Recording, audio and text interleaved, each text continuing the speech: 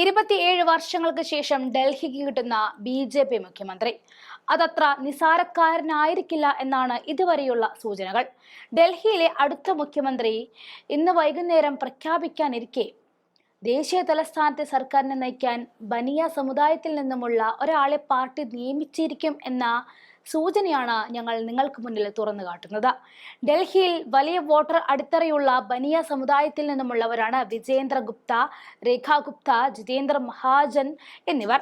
27 വർഷത്തിന് ശേഷം ഡൽഹിയിൽ അധികാരത്തിൽ തിരിച്ചെത്തിയ ബി.ജെ.പിയുടെ പുതിയതായി തിരഞ്ഞെടുക്കപ്പെട്ട നിയമസഭാ കക്ഷി അംഗങ്ങൾ ബുധനാഴ്ച പാർട്ടിയുടെ ഡൽഹി യൂണിറ്റ് ഓഫീസിൽ യോഗം ചേർന്ന് സഭാ നേതാവിനെ തിരഞ്ഞെടുക്കും എന്നാണ് വരുന്ന റിപ്പോർട്ടുകൾ. തുടർന്ന് ഔദ്യോഗിക പ്രഖ്യാപനം പ്രതീക്ഷിക്കുകയാണ്. ബി.ജെ.പിയുടെ ഡൽഹി യൂണിറ്റിന്റെ പ്രസിഡന്റായി സേവനമനുഷ്ഠിച്ചിട്ടുള്ള മുതിർന്ന നേതാവാണ് വിജേന്ദർ ഗുപ്ത. എ.പി.യുടെ ആധിപത്യം ഉണ്ടായിരുന്നിട്ടും 2015-ലും 2020-ലും വിജയിച്ചതുകൊണ്ട് രോഹിണി സീറ്റ് സ്ഥിരമായി നിലനിർത്തിയിട്ടുമുണ്ട്. ഡൽഹി നിയമസഭയിൽ പ്രതിപക്ഷ നേതാവായും അദ്ദേഹം സേവനമനുഷ്ഠിച്ചിട്ടുണ്ട്. അദ്ദേഹത്തിന്റെ അനുഭവ പരിചയവും സ്ഥിരതയും പാർട്ടിയുടെ നേതൃത്വ തന്ത്രത്തിലെ ഒരു പ്രധാന വക്താവായി അദ്ദേഹത്തെ മാറ്റിയിരുന്നു. ഷാലിമാർ ബാഗിൽ നിന്നും തെരഞ്ഞെടുക്കപ്പെട്ട പഴയ RSS നേതാവും ബി.ജെ.പിയിലെ മറ്റൊരു പ്രമുഖ ബനിയ നേതാവുമാണ് മറ്റൊരാള് രേഖ ഗുപ്ത. ഡൽഹി മുഖ്യമന്ത്രിയായിട്ട് പാർട്ടി ഒരു സ്ത്രീയെ നിയമിച്ചിരിക്കും എന്ന അഭ്യൂഹങ്ങൾക്കിടയിലാണ് അവരുടെ പേരിന്റെ പ്രാധാന്യം തേടുന്നത്. RSSുമായിട്ട് ശക്തമായ ബന്ധമുള്ള ബനിയ സമുദായത്തിലെ ഒരു പ്രമുഖ അംഗമായ ജിതേന്ദ്ര മഹാജൻ 2025-ൽ റോഹ്താസ് നഗർ സീറ്റിൽ സരിതാ സിംഗിനെ പരാജയപ്പെടുത്തി 3ാം തവണയും MLA ആയി തിരഞ്ഞെടുക്കപ്പെട്ടു. ഡൽഹി രാഷ്ട്രീയത്തിൽ ബനിയ സമുദായത്തിന് ഗണ്യമായ സ്വാധീനവുമുണ്ട്. കാരണം അവരുടെ ഗണ്യമായ സാന്നിധ്യവും സാമ്പത്തിക ശക്തിയും അവരെ സ്വാധീനിക്കുന്നു.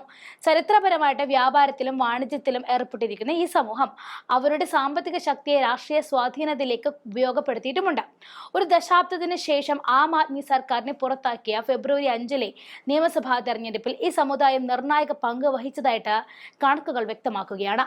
ആം ആദ്മി നേതാവും മുൻ ഡൽഹി മുഖ്യമന്ത്രിയുമായ അരവിന്ദ് കെജ്രിവാളും ബനിയ സമുദായക്കാരനാണ് എന്നതാണ് ഇവിടുത്തെ ശ്രദ്ധേയമായ കാര്യം. അതുകൊണ്ട് തന്നെ മറ്റൊരു ബനിയ സമുദായക്കാരനെ മുഖ്യമന്ത്രിയാക്കുന്നതിൽ ഡൽഹിക്ക് വിയോജിപ്പൊന്നും ഉണ്ടാകാൻ യാതൊരു സാധ്യതയുമില്ല.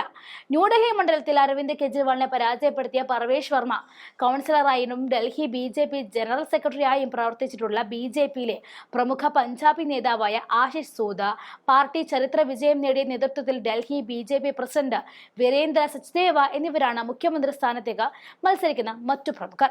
പേര് അന്തിമമാക്കുന്നതിനായിട്ട് പാർട്ടി ഉന്നതതല ചർച്ചകൾ നടത്തിയിട്ടുണ്ടെങ്കിലും ആരെ തിരഞ്ഞെടുക്കുന്നു എന്ന നേതൃത്വം ഇതുവരെ വ്യക്തമാക്കിയിട്ടില്ല.